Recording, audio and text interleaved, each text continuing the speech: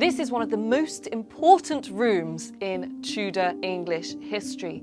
This is the best bedchamber at Hever Castle, which was the home of Anne Boleyn and the Boleyn family. So when Anne Boleyn was young, her parents, Thomas and Elizabeth, would have slept in here.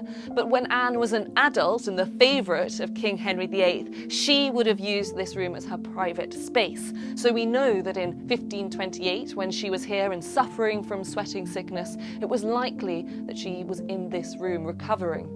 But it's incredible to think about the implications of what happened in this room. In this space, Anne would have been reading the Book of Hours, for example, which is on display here at Hever Castle. But she was also processing so many ideas about theology, about politics. Think about Anne writing letters and in return receiving letters from the king and reading them in here.